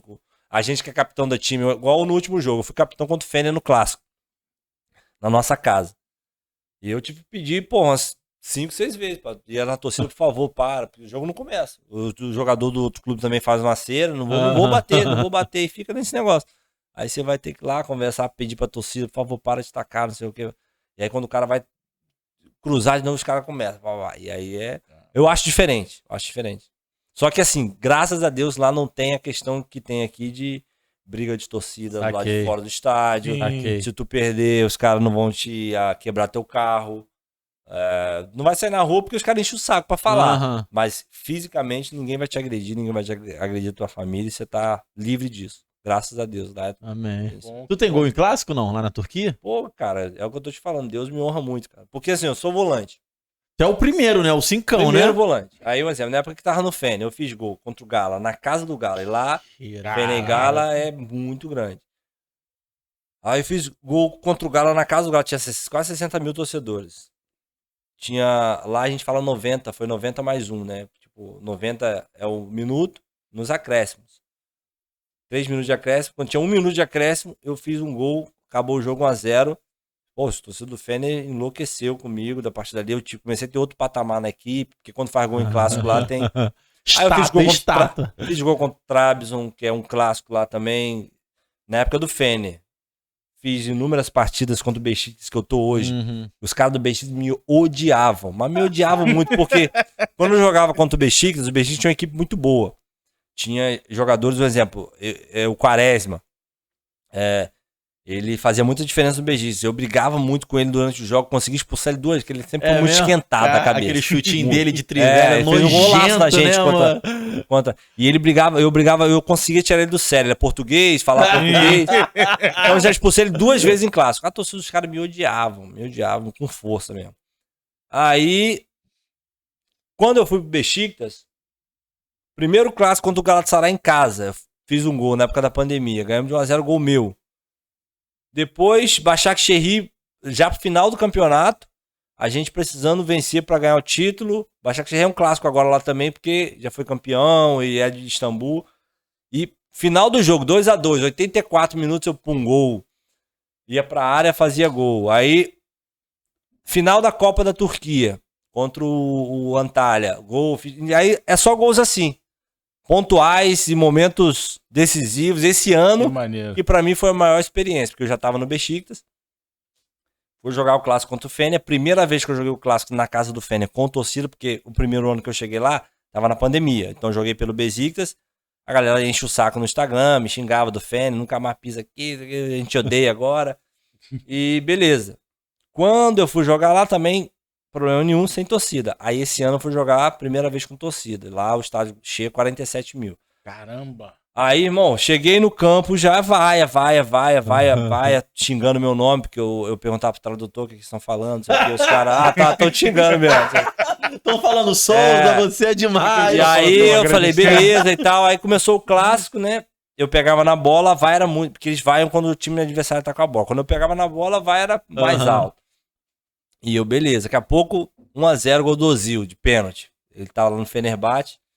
Fez o gol de pênalti, 1x0. Aí, logo depois, um pouco, passou uns 5, 10 minutos. Eu tava na área, sobrou, pum. Eu dei 2 chutes no gol, fiz 2 gols. Sobrou, pum, 1x1. Daqui a pouco o Fener, no primeiro tempo, ainda foi lá e virou. Virou não, fez mais um gol. Acabou o primeiro tempo, 2x1. Aí no segundo tempo, 60 minutos, uma bola na área de cabeça, eu pá, gol. Aí eu comemorei pra caraca, comemorei na frente do torcedor do Fener igual um maluco. Porque no primeiro gol eu me contive. Aí no segundo tempo, quando eu empatei, eu falei, 2 gols? Não, nunca faço 2 gols.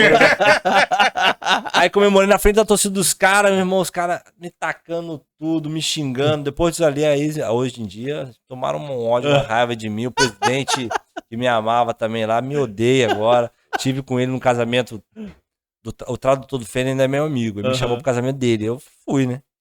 Chegou lá, tava os jogadores do Fener todo agora, tem um mês e meio, antes de vir pra cá. Aí o presidente tava lá. Eu fui falar com ele por educação, mas ele não me cumprimentou da forma que... Ele cumprimentava. Falou, cumprimentou, olhou na minha cara, falou assim, tô muito... Mas de uma forma... Respeitosa. Não respeitosa. Não muito respeitosa. chateado contigo. Nem me deu muita ideia assim. E aí 2 caras vieram me falar depois, quando ele chegou no casamento e me viu, que eu tava de costa. 2 amigos meus estavam no casamento, ele falou em inglês ainda. Tipo, falou, filho da... Aí chegou até mim depois. Falou, não, falou, mano. Quando a gente viu, falou, o que esse filho da p tá fazendo aqui? Aí, enfim... Aí respiram mesmo a parada. Me respira. E o torcedor, você viu, um presidente de clube é como torcedor. O cara é louco. Tipo, não, meteu gol na gente, comemorou e tal. E engraçado que nesse jogo do 2x2, na casa do Fener, foi o jogo em que o treinador que me levou pra Turquia foi o Vitor Pereira, que tá no Corinthians agora. Ele me levou. Ele assinou com o Fener em 2015, veio me buscar porque ele já tinha trabalhado comigo no Porto. Aí me comprou do São Paulo, o Fener, foi pro Fener. Depois de um tempo ele saiu, continuei, pá. Agora ele voltou pro Fener. Aí nesse jogo, jogamos contra. Foi o jogo que eu fiz 2 gols, empatamos, o Fenerbahçe tava mal. Ele foi mandado embora nesse jogo, porque a torcida queria mandar, tava maluco. Aí depois disso eu até mandei mensagem pra ele, porque eu vi que tinha notícia do Flamengo pra ele, na época que tava sem acertar. Eu falei, cara, se for pro Flamengo, vai lá. Primeiramente eu falei, obrigado aí, tal, desculpa qualquer coisa, ok, Paraná sabe que eu gosto de você e tal, mas eu vi que tem notícia lá saindo no Rio sua, do seu nome, se for, tiver a oportunidade de ir, cara, é uma oportunidade muito legal. O Flamengo é um grande clube lá, tá vendo um bom momento e tal. Aí, não, estamos vendo aqui e tal. Aí acabou depois que foi pro Corinthians. Até me ligou, o auxiliar dele me ligou, mas eu não tinha condições de voltar. Na verdade, não tenho, não quero voltar pro futebol brasileiro por causa de muitas coisas que eu vejo. E não tenho mais desejo de jogar aqui porque é uma... Nem mais pra frente. Não tenho. Foi por isso que você não ficou... Porque assim, uma grande parte da torcida do Vasco criou uma expectativa de você voltar pro Vasco em 2019, né? Não, em 2019 eu falei que quando acabasse meu contrato em 2021 com o Arley, eu voltaria. Mas você não teve um período de treino, recuperando de... Treino, porque eu operei. Em 2019 eu operei o pubis, vim tratar aqui. Fiquei tratando no clube e falei, não, quero... Porque eu queria muito.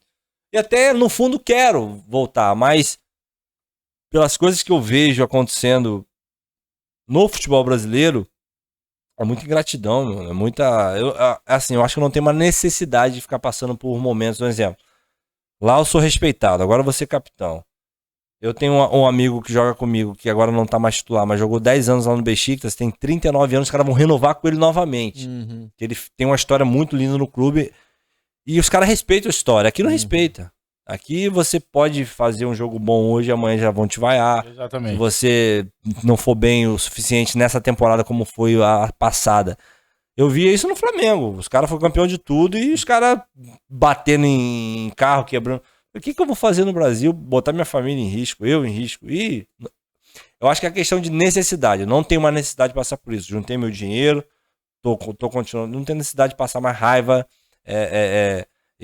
Muito bom. Enfim, ficar ouvindo coisas que vai me fazer mal. Então, prefiro não Hoje eu tenho o pensamento de continuar lá. E eu vou te falar, eu tenho 33. Se eu voltasse com 36, que seja, fisicamente, tecnicamente, pô, eu tinha condição pra mim, com toda a humildade, de jogar em todos os clubes do Brasil que eu acho quisesse. também, Com mano. certeza. Eu acho Todos, sem exceção. Tem muitos volantes bons e enfim. Mas eu também não ficaria abaixo de ninguém. Então, teria, mas é por questão mesmo de opção, de querer ficar lá, criar uma história lá, que eu já tenho muito tempo de Turquia, criar essa identidade com o povo turco, de querer também dar pra eles algo, não só receber dinheiro, daqui a pouco ir embora e sumir, não, mas criar uma mentalidade neles também, ensinar eles a ter uma mentalidade mais forte para que eles possam evoluir no futebol. Porque eles têm jogadores bons, mas um exemplo, a seleção turca não consegue ir para a Copa do Mundo. Há muito tempo, a última de repente foi quando o Brasil foi campeão 2002, né? que fez aqueles jogos difíceis com o Brasil. Sim. Mas nunca mais. Entendeu? Então, assim, eles têm qualidade, mas eu acho que a mentalidade tem uma barreira aí que não deixa eles evoluírem. Então eu queria muito poder ajudar isso também. E para ajudar eu tenho que estar lá, tenho que construir É isso aí. essa imagem com eles. Irado. Irmão, já falei aqui algumas vezes que eu tenho duas grandes curiosidades na vida que eu nunca vou descobrir. Uma é eu cantar para um público grande uma música minha, e a outra é expectativa no estádio, bola, gol. Torcida de um silêncio para um...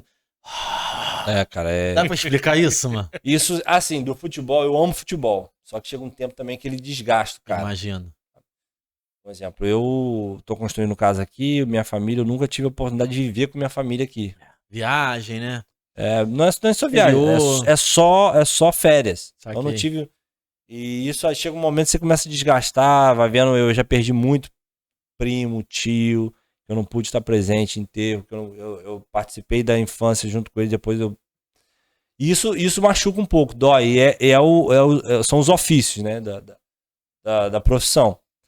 E aí você vai ficando um pouco mais, cara, se tem uma coisa que eu vou sentir falta do futebol, é isso. De você, cara, entrar no estádio, não é nem só fazer gol, você entrar no estádio e ver, cara, aquele mar de torcedores gritando, cantando, aquela atmosfera, você fica arrepiado, sabe? E aí você fala, cara, isso aí é algo que a maioria do futebol, dos jogadores que vivem isso, quando param, eu acho que é a única coisa que eles vão sentir falta de fato, fora o salário, que é alto pra caramba.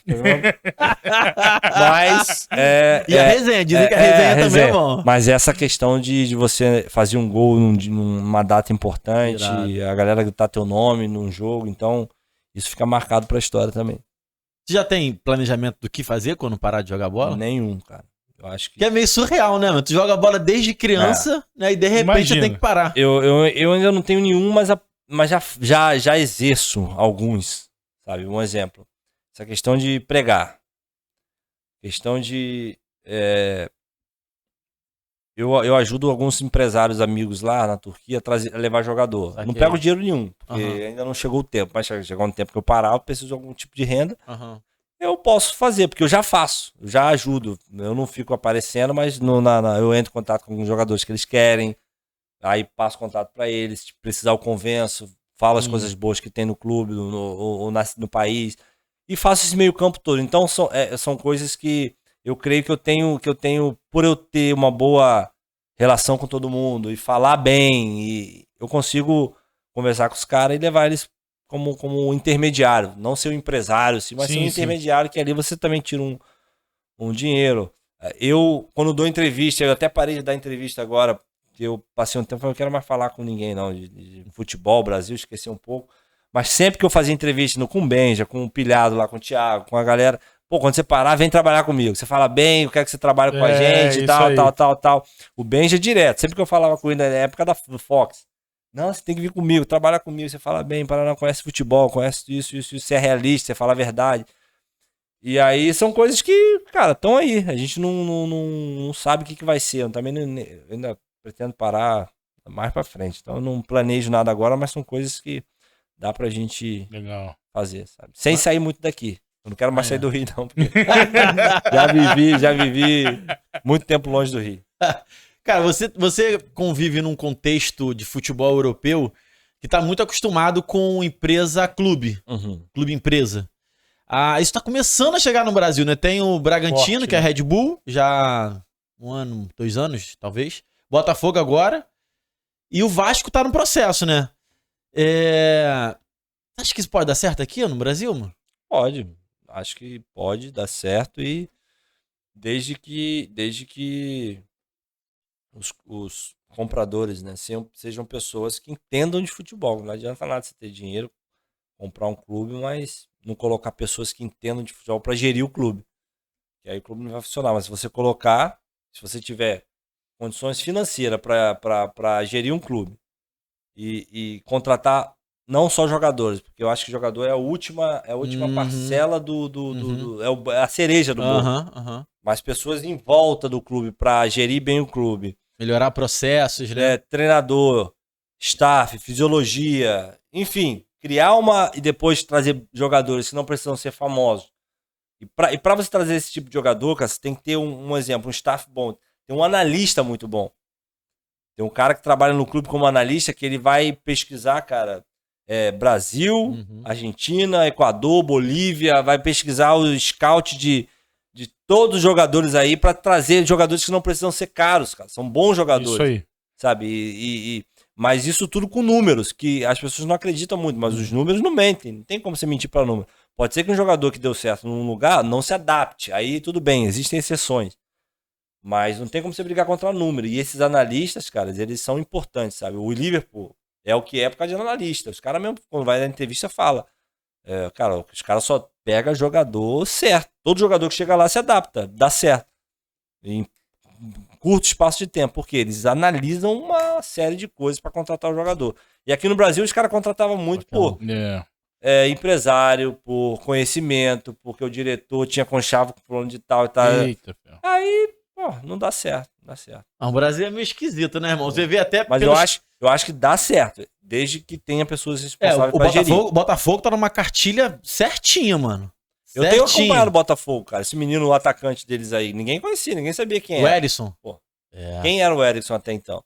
Então e ele veio antes do empresário. Antes, né? Mas eu tô te falando da questão do analista. Sim. O clube já tava antes mesmo de trazer o já empresário. Tava nesse comportamento. Já tem um cara que traz esse, traz o outro. Vai juntando. Aí bota um cara experiente, com nome, no meio disso tudo. 2, que seja. Aí surte. Agora ficar com esse negócio de trazer jogador famoso. Paga um salário absurdo. Junta 3, 4, 5. Você paga um salário absurdo. Os caras não querem nada com futebol. Vai falir teu clube, vai embora. E você fica aí cheio de dívida depois pra pagar. E o clube não teve êxito nenhum, não ganhou nada, nem se classificou pra Libertadores. E ficou uma bagunça que sempre foi o futebol brasileiro. Irado. Você tem algum tipo de... Acho que frustração não é a palavra, mas... talvez ter tido mais vida na seleção brasileira, por exemplo. Tenho, porque quando eu tava no São Paulo, foi quando eu fui convocado as 2 vezes. E na última vez... Foi 2013, né? 13, 2014, 15. 14, 15. Na última vez que eu fui convocado foi quando eu joguei titular, pela primeira vez. Foi lá em Londres, contra o Chile. E assim, eu só lamento não ter jogado contra uma seleção mais fraca. Cara, vou te falar, porque assim, a gente pegou o Chile do Sampaoli, aquele Chile que era chato pra caramba, os caras pressionavam em cima, marcavam em cima. A gente tomou uma pressão no Chile e ganhamos de 1-0, gol do Firmino que entrou no segundo tempo. Mas a equipe não jogou, porque a equipe tinha jogado contra a França no jogo anterior, no amistoso, ganhamos de 3-1 da França lá no Paris de France, no estádio que foi o Stade de France, que foi a final da Champions. E o Brasil não vencia a França lá, eu acho que nunca tinha vencido. A gente venceu lá por 3-1, eu entrei nesse jogo, no meio do jogo, ganhamos e tal. Aí no jogo seguinte, era contra o Chile em Londres, no estádio do Arsenal. E o Dunga mudou a equipe toda quase. Deixou o Neymar, acho que o Thiago Silva na zaga, mas depois mudou todo mundo. E aí a gente que entrou, cara, assim, não tinha muito entrosamento e a equipe do Chile era top. A gente tomou a pressão do Chile, cara. Jogou eu, Coutinho, Douglas Costa no time titular, que a gente era reserva na época. Luiz Adriano na frente, o volante era eu e Fernandinho. Aí a zaga era Miranda com o Thiago, a lateral o Felipe Luiz, na outra o Danilo. Que a maioria era tudo reserva da época. E aí, cara, não jogamos bem. E os caras já estavam consolidados na seleção. A maioria deles, entendeu? Jogar bem, não jogar bem pra eles não fazia diferença. Casemiro, né, que tá aí até agora. Casemiro nem tava indo nessa época. Não. E aí, o que aconteceu? Eu não fui bem nesse jogo, como a maioria da equipe, e aí depois disso eu não voltei mais. Porque depois disso foi a convocação para a Copa América. E eu, por mais que eu não tenha ido bem, eu treinava bem, então eu ainda tinha um pouco de esperança de ir. Aí não fui. E nessa aí foi o Casimiro, que ele tinha sido convocado em 2, 3 convocações anteriores, que ele estava na época no Porto, e estava bem, tinha sido emprestado do Real pro Porto, estava bem. E aí ele foi para a Copa América e eu não. Eu fiquei um pouco frustrado naquela época, porque eu esperava ir, mas reconhecia também que naquele jogo eu não fui bem, e que às vezes na seleção você não tem margem para erro. Até você se consolidar, você não tem margem para erro. Você tem que ir bem e vingar, senão você não volta mais. E foi o meu caso.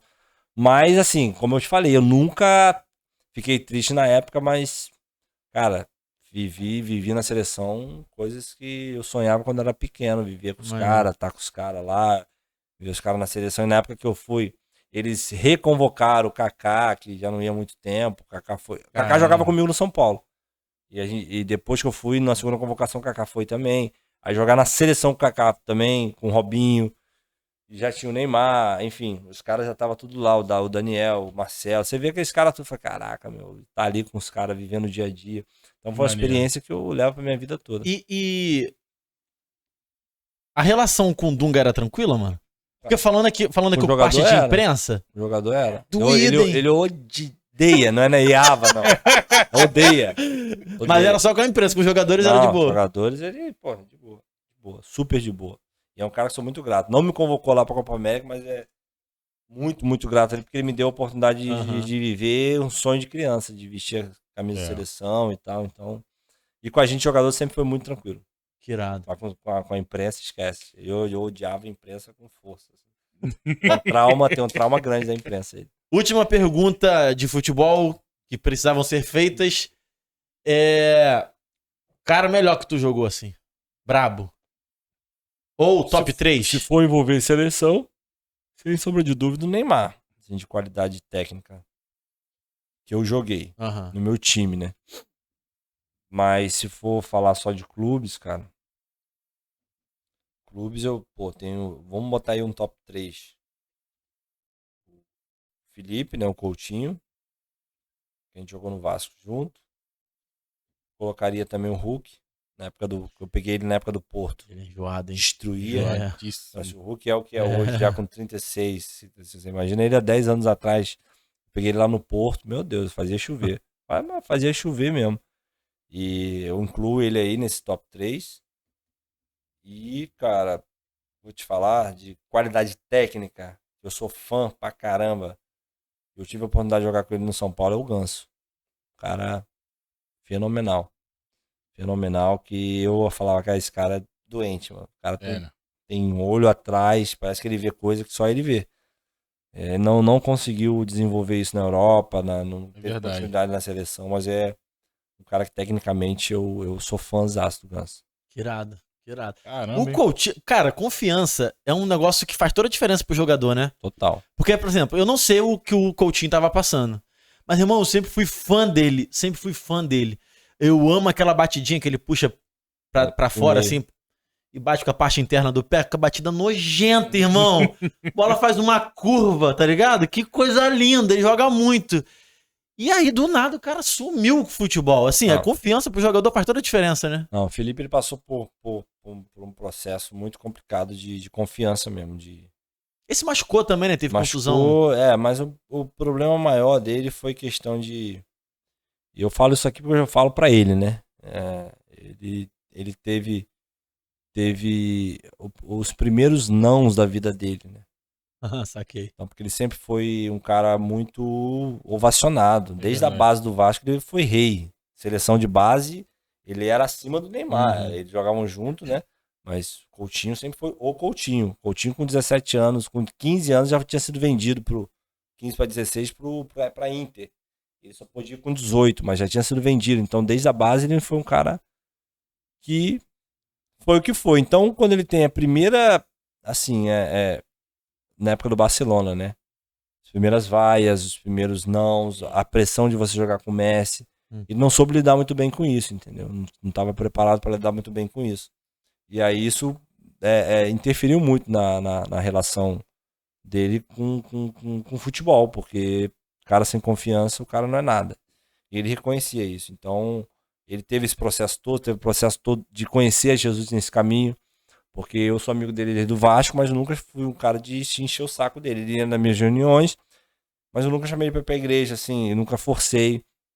E nesse meio tempo foi o tempo que ele pediu para, cara, eu preciso ir pra igreja, eu preciso começar a orar, preciso ter porque ele viu a necessidade.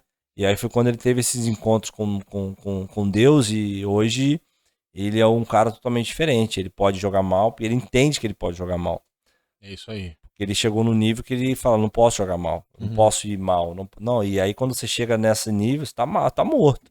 Porque mal você vai jogar. A gente não tem controle de todos os jogos, de todas as coisas. E quando a gente não entende isso, e aí se cobra, ele se cobrava muito, sempre se cobrou muito, aí você vai de mal a pior. E hoje ele entende que ele pode ir mal um tempo, ele pode ir mal uma fase, mas ele sabe quem ele é. E isso foi mais importante para ele, é ele ter reconhecido quem ele é nesse processo. Saber que, independente dele ter passado uma fase ruim, ele não é aquilo, sabe? Ele é o Felipe que faz diferença, que se joga bem e tal, mas que passa também por um momento difícil. E hoje ele sabe disso, e por isso que ele tá voltando a viver o que ele sempre foi anteriormente. Aí e as pessoas não entendem. Porque ele tá no clube menor. Não é. É questão de você se reconhecer, sabe? De você saber quem você é, e a partir daí... Porque eu não duvido nada que daqui a 1 ou 2 anos o Aston Villa vai vender ele por, sei lá quanto, para um outro clube maior aí. Porque ele vai voar porque é um moleque bom. E hoje ele reconhece muito bem quem ele é. Ele sabe que ele tem direito de errar. É isso. Esse programa está sendo gravado no dia que o Brasil jogou com a Coreia do Sul. Exatamente. Né? Fez um gol. A bola sobrou pra ele, fez um golzinho nojentinho também, né? A parte externa do pé assim, ó. O cara joga pouco. Você também joga pouco, né? Joga muito, mano. Você joga muito, mano. De verdade. Eu acho que tu joga muito. Cara, é engraçado que a gente... No fogão tu... A gente posturado. Lá no fogão tu... O fogão, se você não sabe, tá negociando com o Leiva. É mesmo? Sabia não. Negociando com o Lucas Leiva. A gente se conhece também. Ele tava no Napoli, né? Ele tava no Lazio, na Lazio. Na Lazio, sabia que era Itália. E eu falei, é um cara que acrescentaria muito ali. É o que eu tô te falando, são jogadores muito jovens no Botafogo. Precisa de alguém experiente, que não adianta nada também você pegar só jogador jovem e largar no time, não vai dar certo, não. Você tem que ter pessoas pontuais pra ajudar esses jovens a crescer, e pessoas com qualidade também pra poderem desenvolver. E o Lucas é um baita de um volante. Muito, muito bom mesmo. Se der certo, vai acrescentar muito. Pô. Aí esquece. Aí esquece. Aí o Evandrinho não vai chorar mais. Ó, eu vivi Botafogo. Muito, mano. Em 89, meu pai falou que me levou pro título carioca em cima do Flamengo. 92 na final contra o Flamengo também. E a gente perdeu. 95 eu fui. Mas eu vivi muito Botafogo mesmo em 2006, 2007, ali na época do Dodô e tal. E até você falou da torcida do Fernambuco te xingando. Mano, 2007, fui todos os jogos do Botafogo. Aí, 2008, o Dodô foi pro Fluminense. E o primeiro jogo dele contra o Botafogo, no Fluminense, eu fui. Qual é, mano? Eu nunca xinguei tanto alguém como xinguei o Dodô. Meu Deus. Mano, eu xinguei muito ele.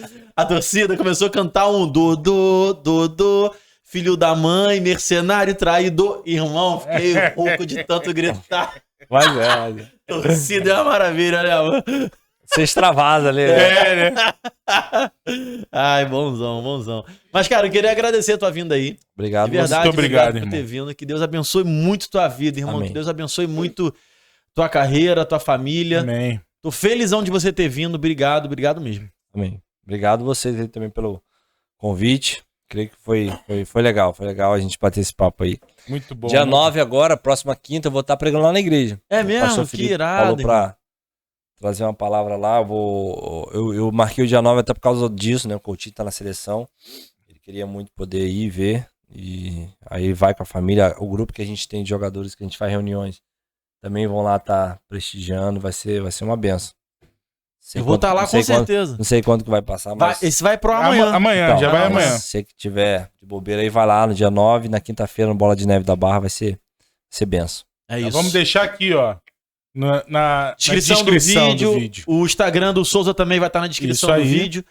Galera, obrigado pela companhia. Não esqueça de se inscrever aí no canal. A gente nem fez o jabá do começo, né? Não mano? fez.